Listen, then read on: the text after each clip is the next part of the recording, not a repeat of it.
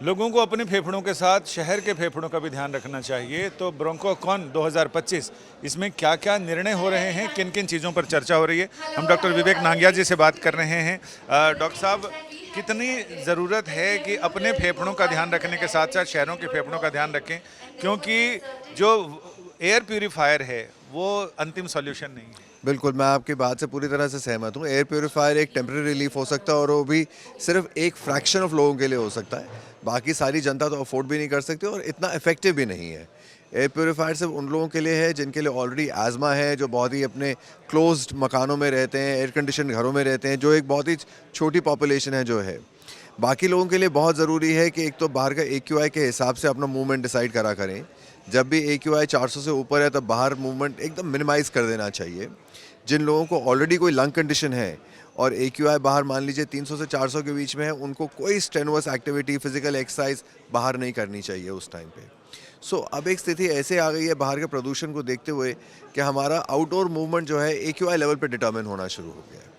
इसके लिए बहुत ज़रूरी है कि सबसे पहले हम लोग अपने आप को अंदर से जो है अपनी तरफ देखकर कि स्मोकिंग बंद करें, घर के एयर पोल्यूशन को कंट्रोल करें, अपने आसपास जितना हो सकता है उतने प्लांट्स ग्रो करें, ज़्यादा से ज़्यादा पब्लिक ट्रांसपोर्ट स्पेशली जो अंडरग्राउंड मेट्रो हैं या इलेक्ट्रिक बसेस हैं उन पर रिलाई करें रादर देन हर जगह अपना व्हीकल निकाल के जाने से। ये जो कॉन्फ्रेंस है इसमें 1000 से ज़्यादा डॉक्टर्स एक्सपर्ट्स आए हैं जो दुनिया के कोने कोने से पहुँचे हैं। तो उससे कितना जो टेक्नोलॉजी में विकास हो रहा है या जो नए नए रिसर्च हो रहे हैं वो एक्सचेंज में कितनी मदद मिलेगी? सो अभी आप क्या है कि हमारा देश जो है काफ़ी एडवांस हो गया है मेडिकल केयर में।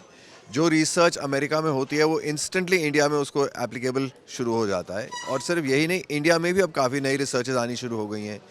जो आज हमारी स्पेशलाइज्ड कॉन्फ्रेंस है ये है ब्रोंकोस्कोपी पे। ब्रोंकोस्कोपी एक टेक्निक होती है जिसमें हम एंडोस्कोपी करके लंग्स के अंदर से देखते हैं, अंदर से देख सकते हैं, बायोप्सी कर सकते हैं। कुछ ऐसी टेक्निक्स आ गई हैं जो अंदर से ट्यूमर्स को भी एब्लेट कर सकते हैं, जो लंग कैंसर है उनको ख़त्म कर सकते हैं अंदर से। यानी ऑपरेट करने की ज़रूरत नहीं है, उसको आप ऑपरेट करने की ज़रूरत ही नहीं पड़ती है। जो कुछ स्पेसिफिक कैंसर जो अंदर ही अंदर से आप ट्रीट कर सकते हैं और परमानेंट क्योर उनका हो जाता है। सो अब काफ़ी एडवांसमेंट्स हो गई हैं इस फील्ड में। तो इससे कितनी मदद मिलती है? जैसे ब्रोंकोकॉन है तो इस तरह के साल में 2-3 अगर हो जाएं तो उससे दुनिया के साथ कदम ताल करने में सो इससे बहुत फ़ायदा होता है हम लोगों को। एक तो हमारे इसका विचारों का आदान प्रदान होता है। बाहर वेस्टर्न वर्ल्ड में क्या हो रहा है और इंडिया में क्या हो रहा है, दोनों का एक अमेलगमेशन करके हम लोग अपनी पॉलिसीज़ बना सकते हैं। WHO के साथ हमारा इंटरेक्शन रहता है, क्लोज कोलैबोरेशन रहता है और उनके साथ हम लोग काम कर पाते हैं।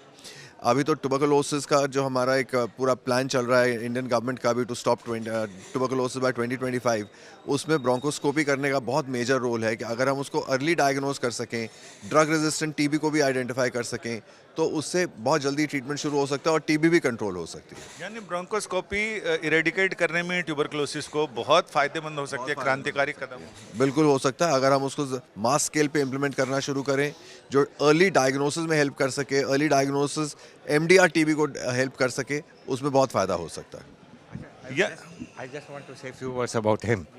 That is very great, you know. You see, I know that Vivek Nangia is one of the most eminent pulmonologists. I happened to come across this great pulmonologist because I was heading the Department of Pulmonology in Army Hospital, Delhi, R&R.